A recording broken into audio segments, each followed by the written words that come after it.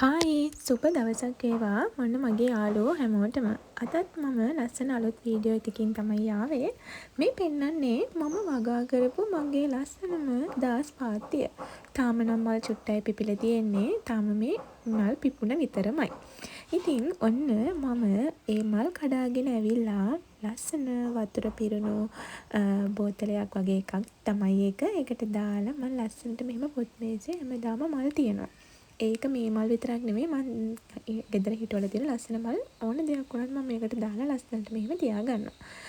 දවස් දෙකක් විතර වගේ පුළුවන් ලස්සනට තියෙනවා. ඉතින් ඔයාලගේ පොත් මේසේ, ඔයාලගේ කිචන් එක, ලිවිං ඒරියා එක ඕන එකක මේ වගේ ලස්සනට මල් තියාගන්න පුළුවන්. ඉතින් මම කලින් වීඩියෝ එකකින් ඔයාලට කිව්වා මතක ඇති ජර්නල් බුක් වීඩියෝ එක බලලා නැත්තම් බලන්න කියලා ආදරෙන් මතක් කරනවා. ඒකෙදි මම කිව්වා ස්ක්‍රිප්ටින් ගැන. මම ඒකට වෙනම වීඩියෝ එකක් කරන්නම් කියලාත් කිව්වා. මේ තමයි වීඩියෝ එක. මේ ස්ක්‍රිප්ටින් වලට මම මේ අවුරුද්දේ ලියපු පොත මේ හදලා තියෙන්නේ අලුත් අවුරුද්දේ පොත. ඉතින් මේක නම් සාමාන්‍ය පොතක් B5 පොතක්. කඩේ තියෙනවා මේවට ලස්සන පොත් ජර්නලින් වලට ස්ක්‍රිප්ටින් වලට එහෙම තියෙනවා. හැබැයි මම ඒක මම විදියට හදාගත්තා. මේ ලස්සනට මම පෙන්නන්නේ ඒක පොතේම තිබිච්ච දෙයක්. ඉතින් මම ඒ ටික එහෙම තියලා අනිත් ටික කව එකක් දාගත්තා. ඉතින් මුලින්ම පොතේ මම සර්න් යෝජනා කරනවා. ඒ කියන්නේ මම දවසට ස්තුතිවන්ත කරලා මට ලැබිච්ච දේවල් වලට කියන්නේ මටම සර්න් යෝජනා කරගෙන මටම ගොඩාක් ස්තුතිවන්ත වීමක් මෙතනදී සිද්ධ වෙනවා. මම ඊට පස්සේ එහෙම ස්තුතිවන්ත වෙලා තමයි පටන් ගන්න මගේ ස්ක්‍රිප්ටින් ලියන්න. ඇත්තටම මේ ස්ක්‍රිප්ටින් කියලා කියන්නේ law of attraction වල එක පැත්තක්. law of attraction කියලා කියන්නේ අපි ඇත්තටම විශ්ව මාතාවට ස්තුතිවන්ත වීමක්නේ. ඉතින් මේකත් ඒ වගේම තමයි. ඉතින් මේ envelope එකක් වගේ මම හදාගෙන තියෙනවා. ඒකේ මම විශ්වයට ලියන ලිපි පොඩි සල්ලි දෙතින් මම දානවා. චුට්ටක් කිරුණා. ඒකට එච්චර ගණන් ගන්න එපා ඔයාලා. ඉතින් මේ විදිහට ලස්සනට ඔයාලා හදාගන්න envelope එකක් උනත් ඔයාලට මේක නිකන් සාමාන්‍ය තියාගන්න උනත් පුළුවන් මෙහෙම කොලයක් අලවලා එහෙම. ඉතින් ස්ක්‍රිප්ටින් ගැන කියනව නම් ඇත්තටම මේක ලියනකොට ඔයාලා කිසිම වෙලාවක ඔයාලා නෙගටිව් දේවල් හිතන්න එපා. හැම වෙලේම ඔයාලගේ පොසිටිව් වයිබ් එක ඒ විදිහටම තියාගන්න. ඉතින් ස්ක්‍රිප්ටින් වලදී ලියන්නේ අපි law of attraction වලදී කරන්නේ දෛනිකව ස්තුතිවන්ත වීමනේ. හැබැයි මේකෙදි කරන්නේ ස්තුතිවන්ත වීමක් කරන්නේ අපිට නොලැබෙච්ච දෙයක් ගැන. තාම අපිට ඒ දේ ලැබිලා නැහැ. හැබැයි අපිට ඒ දේ ලැබිලා කියලා හිතාගෙන අපි ඒ දේ ලියලා ස්තුතිවන්ත වීමක් වෙනවා. උදාහරණයක් මම කියන්නම්. මම ටීච් කරන්න හරි ආසයි. ඉතින් මම තාම ටීචර් කෙනෙක් වුණේ නැහැ. මම ඉතින් ටීචර් කෙනෙක් වෙන්න කියලා මම ගොඩාක්ම ලියනවා. ඉතින් මම තාම වෙලා නැහැ. හැබැයි මම ඒක වෙලා කියලා හිතලා ලියනවා. ඉතින් මේ තියෙන්නේ මම මේ අවුරුද්දට කරන මගේ ස්ක්‍රිප්ට් කරපු පොත. මේක මට ඩයලොග් එකකින් හම්බ වෙච්ච පොතක්. ඩයරිය වගේ එකක්. ඉතින් මම ඒක මගේ ස්ක්‍රිප්ටින් වලට ගත්ත මේ අවුරුද්දේ. මේ තියෙන්නේ අර මම ඔයාලට කිව්වනේ මම අර envelope එකක් විදියට හදනවා කියලා මේ අවුරුද්දට තිබිච්ච ටික මම ඒකේ සල්ලිත් දාලා තිබ්බා.